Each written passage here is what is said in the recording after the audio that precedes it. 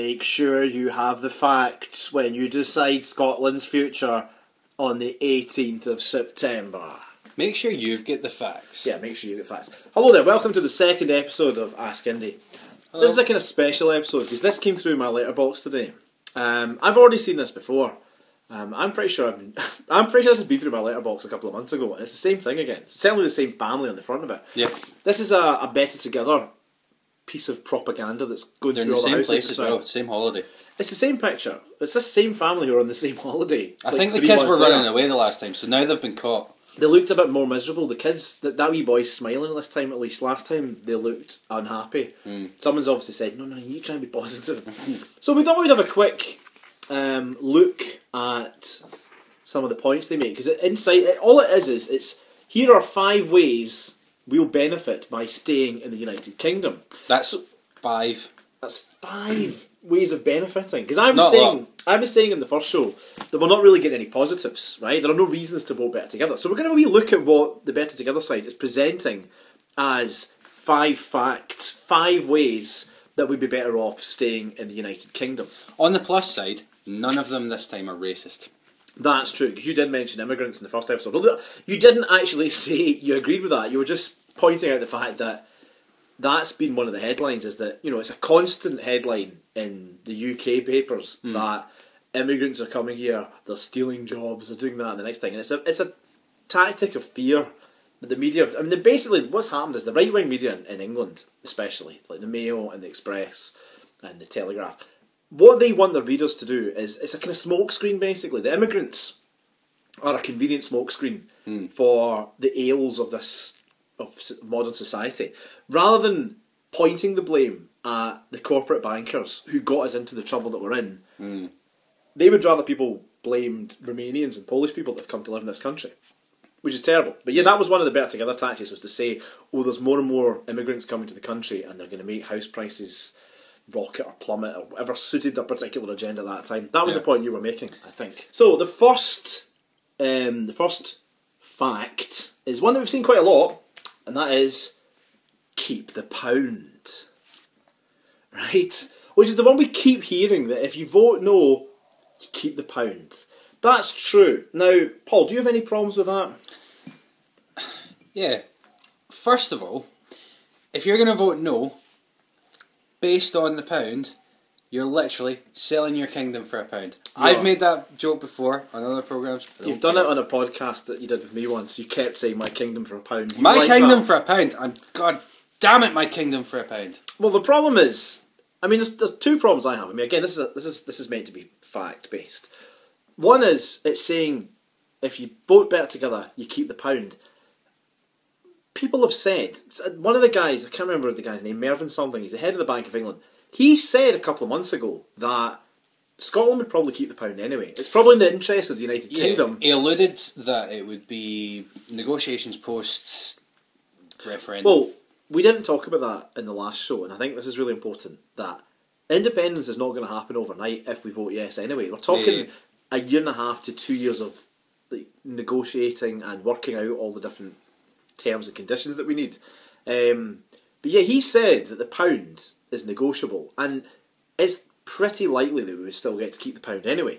But if we don't keep the pound, it's not the end of the world. I mean, other countries have a different currency, and I don't think there's anything necessarily wrong with having a Scottish currency. I mean, a currency is an agreed means of transaction. That's all it is. Yeah. It could be the dollar, it could be the cent, it could be the punt, it could be the Republic credit that you want to have because you're a Star Wars fan.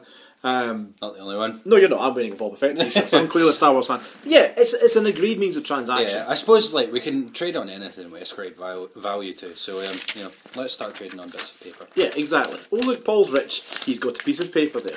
So have your iPad. Oh yes, of course you can. This piece of paper is worth an iPad. So this argument that the pound is a reason to vote no is ridiculous. I can't understand it. It's mess. And it's also, what I find funny is that 2 years ago, nobody really cared that much about currency. I mean, all of a sudden, everyone in this country is a financial expert. Everyone's talking about currency and the pound and the strength of the pound and all this. And you think, Why weren't you saying this 2 years ago? Why are you only now concerned about the pound? Yeah, people don't even care about... Well, I'd say people don't. There was at least a third of the people that were in support of the UK joining the Euro. I remember when there was a poll taken on that. And, you know, a third of people, okay, it's not a majority, it's still quite a lot. Like, it's quite a big percentage of people though, isn't it? Yeah. Okay, fact 2. More support for public services. I hate this one. Why do you hate this one, Paul? I work in the public sector. Right. I've experienced, and Scotland has not had the same level of austerity as England has had previously, but we're not that far behind. So I've seen what's coming, and I've experienced what we've had already, and more support for public services is frankly just a pile of pants.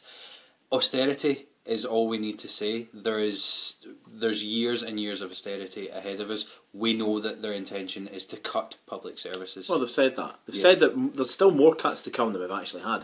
What I think is very interesting, one of the statistics they've put in this fear brochure, as I'm going to call it now, it says that currently Scotland benefits from public spending per person that's around 10% higher than the UK average. Now that's interesting.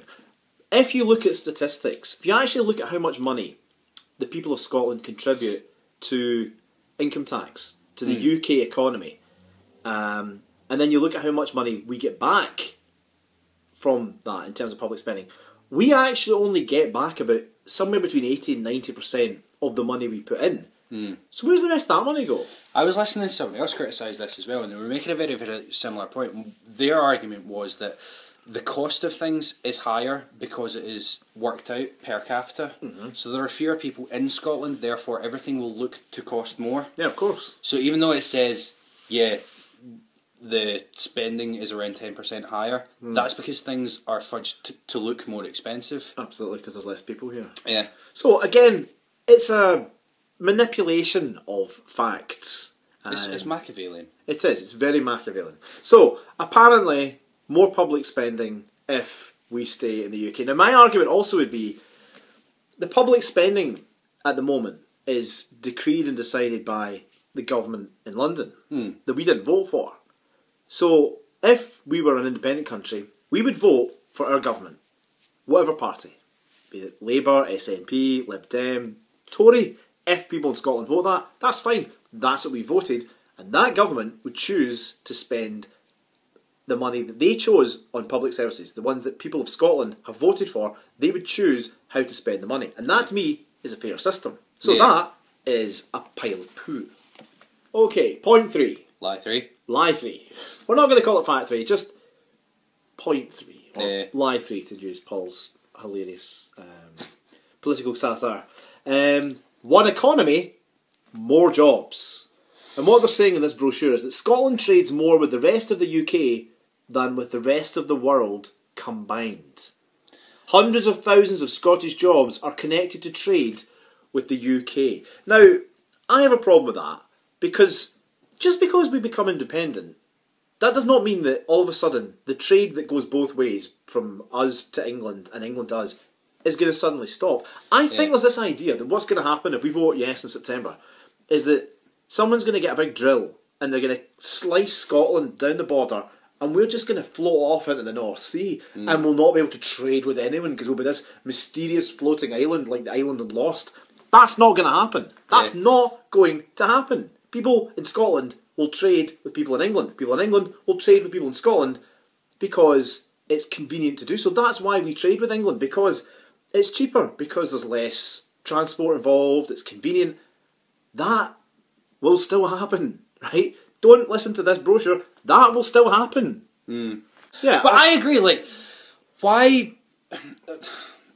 The thing is, I think what they're alluding to is that tax rates and stuff might change, and yeah, that might be an issue. But on either side of the fence, it would be a stupid thing to change, because there's a mutual benefit. Like, well, it's mutually beneficial to trade with each other, which is exactly what you were saying. There's lower transit costs and things are available. They're quicker as well.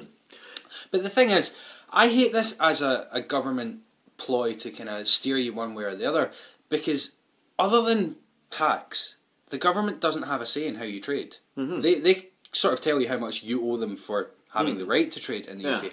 But other than that, like, it's not up to them. Well, apparently, according to this, it says a new international border and a different currency system which we've established. That's probably not going to happen. And there's not going to be a border, right? There's not going to be... They use that international border, they use that phrase deliberately because then people have in mind barbed wire and guards with guns, like the Mexican border. That's not going to happen, right? Have you seen the Canadian border? It's a bridge. Have you seen the border between islands? The Northern Ireland, Southern Ireland? There is none. You can drive between the two separate islands and not even know that you've passed between the two countries. That's what will happen. It said that a new international border and a different currency system would make trade harder and cost jobs at a time when the UK economy is recovering. That's crap. Again, it's only if the UK government start playing hardball and telling companies in England not to trade with Scotland. And I mean, that is something they might do, which would be horrendous if they do that. But there is no reason for that to happen. There's definitely no reason for that to happen. And I don't think it will, because as you say, it's cheaper and more convenient for countries. Honest, that's not going to happen, because let's face it, the government we have in place at the moment, the Tories, they're all a bunch of banking rich people. Their primary concern is profit for people who have. If you start saying, you can't trade with Scotland, trade embargo, that's just going to affect profits, and it's of benefit to no one. So of course that is pants.